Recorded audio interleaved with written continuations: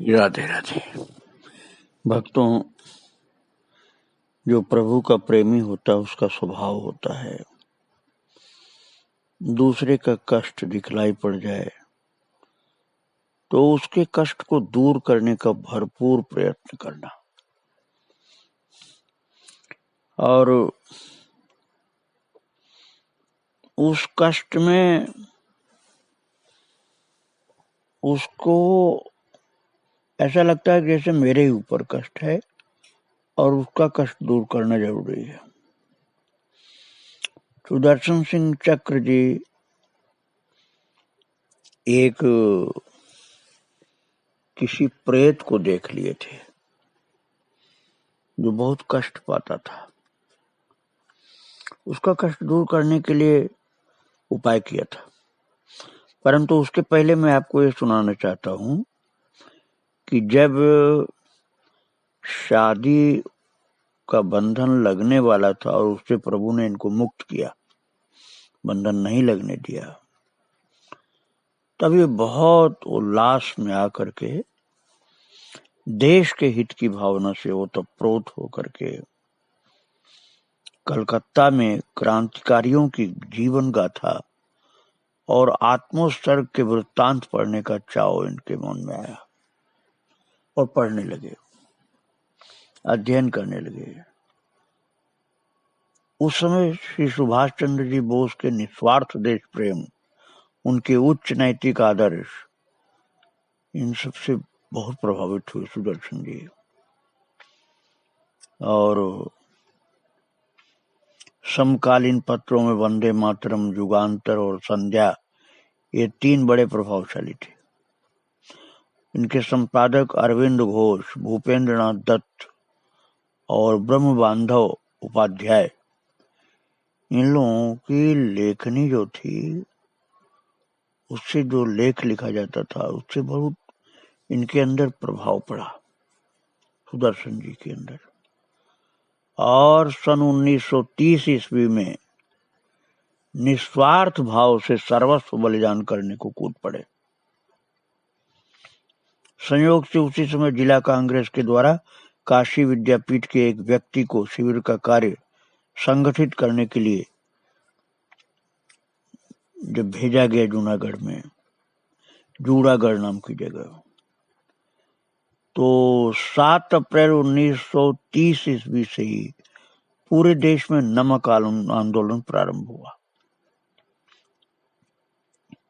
और चंदौली तहसील का शिविर भी जूड़ागढ़ से चलता था। सुदर्शन जी बिना बुलाए ही पहुंच गए वहां और एक निर्जन क्षेत्र में बांसों के झुरमुट के बीच फूस की झोपड़ी में वो शिविर चल रहा था देश की स्वतंत्रता के आंदोलन का। और वहां 4 स्वयंसेवक चुने गए। उन चारों में से एक सुदर्शन जी भी थे। ये चारों में सबसे कम उम्र के थे, किंतु इनमें ऐसे गुण दिखलाई पड़े लोगों को कि शिविर मंत्री इनको नियुक्त किया गया। जब इनसे सहन शक्ति की परीक्षा देने की बात कही, अब आप ये समझ लीजिए भक्तों, गर्म जल कहा जाता था, तो वहां सहन शक्ति की भी जरूरत पड़ती थी। तो परीक्षा इनको देने की बात आई कि तुम परीक्षा दो, तो तैयार हो गए सुदर्शन जी। और परीक्षा लेने वाले व्यक्ति ने एक मोमबत्ती जलाई और उस पर सुदर्शन जी के दाहिने हाथ की कलाई रख दी।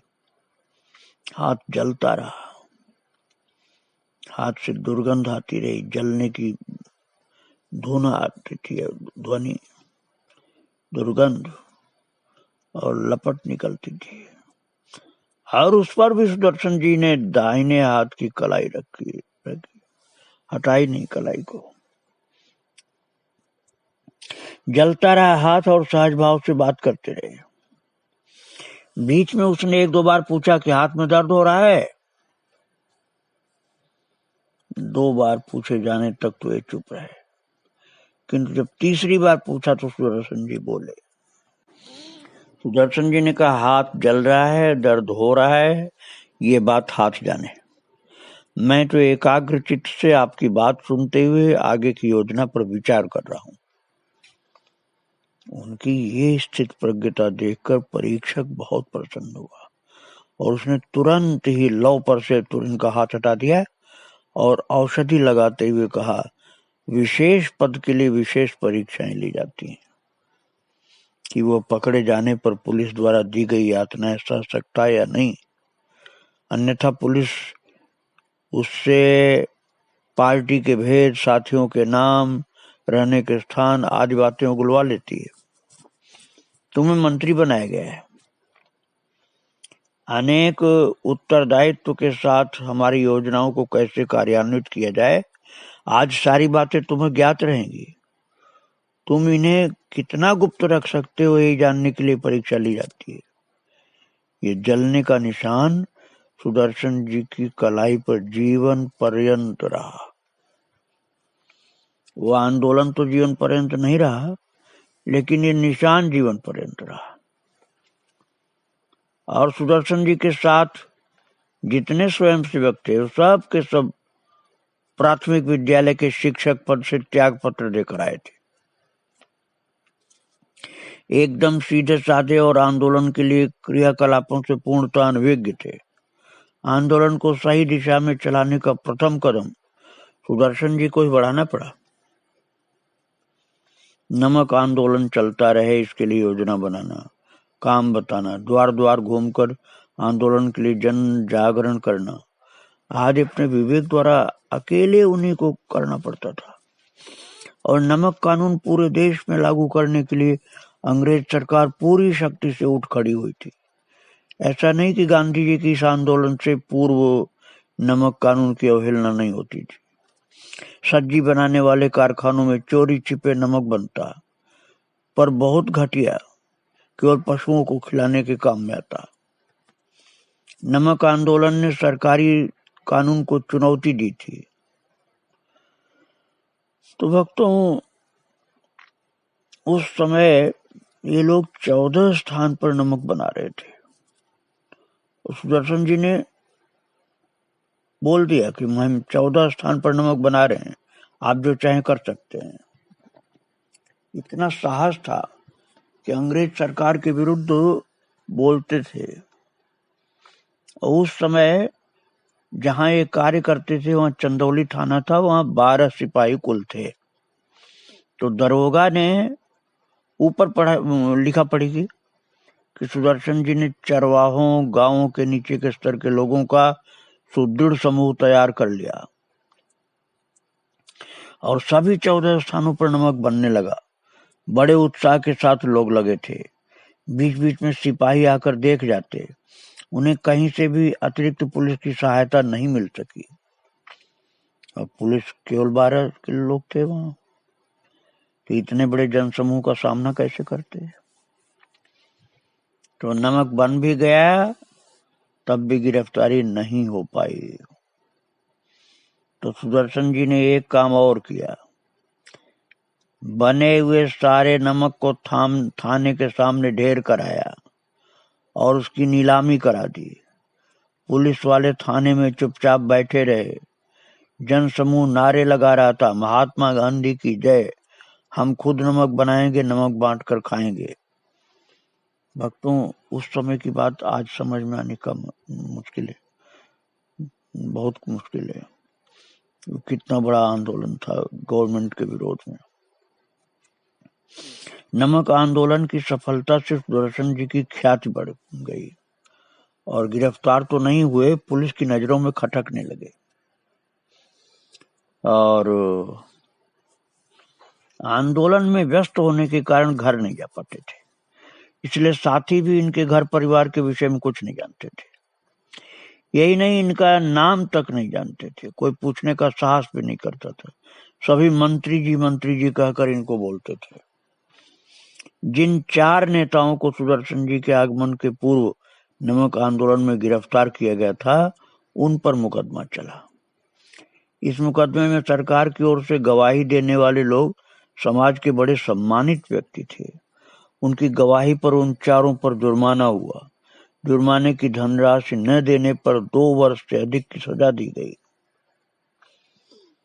और जिन लोगों ने गवाही दी थी उन लोगों का सामाजिक बहिष्कार हो गया। उनके घर लोगों का आना जाना और सब काम, जो नाई धोबी, सौदा लेना देना, सब बंद। इससे उन लोगों को बड़ी परेशानी झेलनी पड़ी। स्वयं सेवकों के मन में गवाही को लेकर जो डर समाया हुआ था वो इस घटना से दूर हो गया। सुदर्शन जी के प्रयास से स्वयं सेवकों की संख्या में कल्पनातीत वृद्धि हुई। नगर या चंदौली में जब भी विदेशी वस्त्रों के बहिष्कार या नशाबंदी का आंदोलन हुआ तो सबसे अधिक कार्यकर्ताओं को लेकर के सुदर्शन जी पहुंचते। इनका कार्यक्षेत्र 18-20 मील के दायरे में था। मंत्रणा या योजना निर्धारित करने के लिए वे बस्ती से दूर एक टूटे फूटे मकान में जाते थे जिसे भूतहा मकान नाम से कहा जाता था। और इस मकान की खिड़कियां ऐसी बनी थी कि अंदर का मनुष्य तो बाहर वालों को देख सकता था, किंतु बाहर वाला भीतर वाले को नहीं देख सकता था। उसी मकान में मंत्रणाओं योजनाओं के क्रियान्वित करने का सिलसिला जारी रहा। अब आपको मैं सुनाऊंगा कि किस प्रकार से सुदर्शन जी परहित की भावना रखते थे। ये तो अंग्रेज सरकार जो जुल्म ढा रही थी भारत देश पर, उसके विरोध में इनका नमक आंदोलन चल रहा था, सरकार की नीतियों का विरोध। और जहां मीटिंग करते थे वो भूतहा मकान था। तो एक बार किसी साथी ने पुलिस वालों को इनकी मंत्रणा का स्थान बता दिया। अब ये साथी लोगों से ही गड़बड़ हो गए। तो अब तक तो गुप्त बात थी, पुलिस वाले जान गए कि उस मकान के अंदर इनकी मीटिंग होती है। तो पुलिस वाले अपने 12 कुल थे वो लोग, तो 10 साथी के साथ वो आ गए। और जब इन लोगों को पता चला कि पुलिस आ रही है, उस समय गवर्नमेंट तो अंग्रेज की थी, तो सबने बड़ी शीघ्रता से अपना सामान समेटा और भागने की तैयारी में लगे। सुदर्शन जी साथियों को बिल्कुल चुप रहने का निर्देश देकर खिड़की के समीप खड़े हो गए। अब आप बहुत सावधानी से सुनना, तब समझ में आएगा। और इधर साथियों को लगा कि किसी से बात कर रहे हैं, पर किससे कर रहे हैं बात ये नहीं समझ में आया। उधर पुलिस बहुत निकट आ गई। रात का समय था, 10 मीटर दूर होगी। और पुलिस ने और सुदर्शन जी दोनों ने देखा, पुलिस ने भी देखा, इन्होंने भी देखा कि मकान से बाहर एक लंबा विशाल काय पुरुष आकर खड़ा हो गया। बहुत लंबा, विशाल। और वो तो जहां का तहां खड़ा है, किंतु उसकी भुजाएं पुलिस वालों की तरफ बढ़ती चली जा रही, लंबी होती जा रही। उसके हाथ लंबे होते चले जा रहे हैं। और पुलिस वालों की तो घिघी बंध गई कि ये इतनी भयंकर भुजाएं हमारी ओर चली आ रही। और तुरंत ही भूत है कह करके उल्टे पर भागे पुलिस वाले। अब पुलिस तो चली गई, पर बात ये हुई कि सचमुच इस मकान में प्रेत रहता था। सुदर्शन जी ने कई बार इसे सफेद कपड़े पहने आते जाते देखा था। उसने किसी को तंग नहीं किया। साथी लोग डर न जाए कहीं, इसलिए किसी को इसके बारे में सुदर्शन जी नहीं बताते थे। नहीं तो लोग कहते कि यहाँ मीटिंग नहीं करो, यहाँ भूत रहता है। इसलिए सुदर्शन जी तो देखते थे भूत को, किंतु बताते किसी को नहीं थे। वास्तविकता ये थी कि जब पुलिस को सुदर्शन जी ने आते देखा था, तभी खिड़की की आड़ में जाकर इस प्रेत को खड़ा देखकर उसके समीप जाकर के बोले। सुदर्शन जी ने उस प्रेत से कहा, जब पुलिस आ रही थी उस समय, कि जीवित अवस्था में तुम कुछ कर नहीं सके, अब मरकर थोड़ी देश सेवा कर लो, यही मौका है। तभी वो प्रेत विशाल काय बन करके बाहें फैला करके बाहर खड़ा हो गया था, और सब पुलिस वालों की तो आफत से आगे भागे सब जान बचाने के लिए। और दूसरे दिन सुदर्शन जी दुकान पर लाई चना खरीदने के लिए जब गए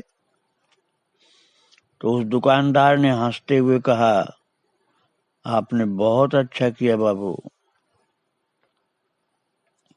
2 सिपाही तो घोड़ों से गिरकर वहीं बेहोश हो गए और 8-10 ऐसे भागे कि थाने में आकर ही सांस लिए। थानेदार बड़बड़ा रहा था, महात्मा गांधी के चेले कहलाते हैं और जिंद पालते हैं। चिल्ला रहा था थानेदार, कह रहा था महात्मा गांधी के चेले कहलाते हैं और जिंद पालते हैं। और ये कह करके दुकानदार फिर खूब हंसने लगा। तीसरे दिन सुदर्शन जी ने प्रेत के दिखने पर उससे पूछा, तुम कौन हो, तुम्हें प्रेत योनि क्यों मिली? तो उसने संक्षेप में बताया, मैं ब्राह्मण था, मुझे इसी दीवार में जीवित चिनवा दिया गया था। ये बात सुन करके सोचने लगे सुदर्शन जी, और सोचते हुए सुदर्शन जी बोले कि अब तुम्हारे उद्धार का कोई उपाय करना होगा। शुभ दिन शोध करके वे बतासा और जनेऊ खरीद के ले आए। बतासे और जनेऊ, इन वस्तुओं को प्रेत को अर्पित करके उन्होंने 11 पाठ गजेंद्र मोक्ष के किए, लगातार 11 पाठ गजेंद्र मोक्ष के किए, और बस बतासा और जनेऊ उसके लिए भेंट किया, उस प्रेत के लिए जो पूर्व जन्म में ब्राह्मण था और दीवार में चिन्ह दिया गया था। अब भक्तों देखो, आप ये मत समझना कि 11 पाठ कोई भी करेगा तो प्रेत का उद्धार हो जाएगा। उनके अंदर शक्ति थी, भगवान की भक्ति थी, इसलिए 11 पाठ ही बहुत था। और लोगों को करना होगा तो शायद 108 करना पड़े। तो इसी से उसे ऐसी तुष्टि मिली कि उसने कहा, आपकी कृपा से मैं प्रेत योनि से मुक्त हो गया, भगवान तुम्हारा भला करें। इसके बाद सुदर्शन जी ने उस मकान से कार्यक्षेत्र का डेरा हटा लिया। कई दिनों बाद जब उन्होंने साथियों से इसकी चर्चा की तो सबने बताया कि हमको तो डर लगता था, हम तो डरते रहते थे, ये तो पहले से भूतहा मकान के नाम से प्रसिद्ध है, आप हमारे साथ रहते थे, इसी से हम वहां रहने की हिम्मत जुटा पाते थे। भक्तों, सुदर्शन जी को, जो कि एक महान कृष्ण भक्त थे, इस देश के स्वतंत्रता के आंदोलन में कूदने के कारण जेल भी जाना पड़ा। चंदौली में भांग की दुकान पर प्रदर्शन करते हुए सुदर्शन जी को पुलिस ने पकड़ लिया। जेल में मुकदमा चला, सजा सुनाई गई, 6 महीने का सश्रम कारावास और 25 रुपए जुर्माना। उनको वाराणसी के सेंट्रल जेल में भेज दिया गया। डॉक्टरी परीक्षण हुआ, हृदय कमजोर बताया गया, कम आयु और किशोर शरीर पर थोड़ी सी रहम हुई। डॉक्टर ने इनको लड़का वाले बैरक में रखने की सिफारिश की कि इनको छोटी उम्र के जो लड़के होते उसमें रखो। तब ये सश्रम कारावास से बच गए और एक संगठन भी तैयार किया और इनकी शिकायत जेल के अधीक्षक के पास होने लगी। तो फिर इनके ऊपर नियंत्रण किया गया। मुलाकात बंद, चिट्ठी बंद, हाथ में हथकड़ी, पैरों में बीड़ी, बेंत की सजा, एकांत कोठरी की सजा, ये सब सजाएं सुना दी गई। ये सारी सजा इनको सुना दी गई, लेकिन ठाकुर जी इनके रक्षक थे, इसलिए महाराज दूध जब इनके लिए आया तो इन्होंने दूध नहीं लिया। इन्होंने कहा मेरे साथी जो लड़के हैं उन सबको दूध दिया जाए तब मैं लूंगा। तो इनकी भावना को देख करके फिर इनके ऊपर थोड़ी सी ढिलाई की गई, सजा इनकी कड़ी नहीं की गई। जेल में ही गीता रहस्य का अध्ययन करने लगे और बाल गंगाधर तिलक द्वारा लिखित पुस्तक गीता रहस्य को पढ़ते रहते थे और इनकी खबर पहुंच गई जेल के अधीक्षक तक। उसने कहा कि टाइम खत्म हो गया, पुस्तक 1 हफ्ता के लिए मिलती है, उससे छीन लो, पुस्तक नहीं देता है तो। जेलर सोचता था कि ये तो लड़का है, ज्यादा उम्र भी इसकी नहीं है, लेकिन बहुत तेज है। पुस्तक ये गीता की पढ़ता रहता है और लोगों से मिल भी लेता है, क्योंकि मिलने के लिए इसके पास तरीके हैं। पत्रों का आदान प्रदान करता है, पत्र भेजने के लिए किसी को दे देता है। जेलर ने पूछा तुम्हारे पास पैसे हैं क्या? कहाँ रखते हो? बोले इसी कोठरी में। तो उसने कहा अभी निकाल कर दो पैसा जो है। तो उन्होंने कहा आप खोज लीजिए। जेलर ने कहा कहाँ बताओ? उन्होंने कहा झूठ बोलूंगा नहीं और सच बताऊंगा नहीं। और सुदर्शन जी ने कड़े स्वर में दृढ़ता से उत्तर दिया। निराश होकर के वो चला गया जेलर। ऐसे कैदी थे कि डरते नहीं थे, भगवान की कृपा का भरोसा था इनको वक्त। और जब ये अपने आंदोलन में सफल रहे तो स्वाधीनता आंदोलन के कार्यों में सफलता इनकी देखकर कांग्रेस के बड़े बड़े नेताओं ने इनको प्रमाण पत्र, प्रशस्ति पत्र ये सब देने का निश्चय किया। और जब इनको दिया जा रहा था तो इन्होंने बड़ा उत्साहवर्धक भाषण दिया था। और प्रशस्ति पत्र जब वितरण किए जा रहे थे, इनको जब दिया जाने लगा, इन्होंने नहीं लिया। इन्होंने कहा कि मैंने आंदोलन में किसी प्रमाण पत्र या प्रतिदान प्राप्त करने की इच्छा से भाग नहीं लिया था। मैंने जो कुछ किया अपनी मातृभूमि के लिए किया है। ये हमारे कृष्ण की भूमि है, हमारे प्रभु की भूमि है। इसको विदेशी लोगों ने जबरदस्ती कब्जा किया था, इसलिए इसको मुक्त करने के लिए मैं लगा था, किसी प्रशस्ति पत्र या प्रमाण पत्र के लिए नहीं। तन मन से सेवा करना मेरा पुनीत कर्तव्य था। आप बड़े अच्छे अच्छे नेता इस कार्य को आगे बढ़ाने को आ गए हैं, तो मेरा कार्य समाप्त हो गया, प्रणाम, मैं जा रहा हूं। यह कह करके वे सभा से निकल गए। और भक्तों, इसके बाद तो इनको संतों से मिलना प्रारंभ हुआ है। किंतु जब ये संतों से मिलना शुरू किए हैं, उन्हीं दिनों की बात है, इनके एक भाई जो था, छोटा भाई, उसको समरू कहा जाता था, क्यों थोड़ा सांवला था। माता पिता तो थे नहीं, बहन थी नहीं, कोई घर परिवार में कोई नहीं था, बस एक भाई था केवल। उसको कोई बीमारी हो गई और समरू का ननिहाल वालों से अधिक स्नेह था, इसलिए वहीं रहता था। उसको जलोदर हो गया था और उन दिनों इनको अपने कार्य के लिए नागपुर जाना पड़ा, किंतु समरू की हालत बहुत खराब थी। और भक्तों, कितनी कठिनाई का जीवन भक्त के जीवन में कभी कभी आता है। इस समरू एकमात्र परिवार में इनका था, वो भी मर गया, छोटा भाई।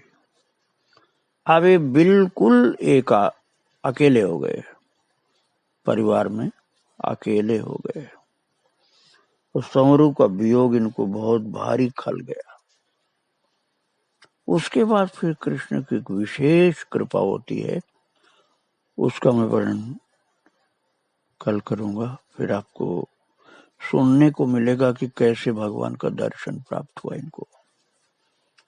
आज मैं इनको यहीं प्रणाम कर रहा हूँ। श्री राधे राधे, जय श्री राधे।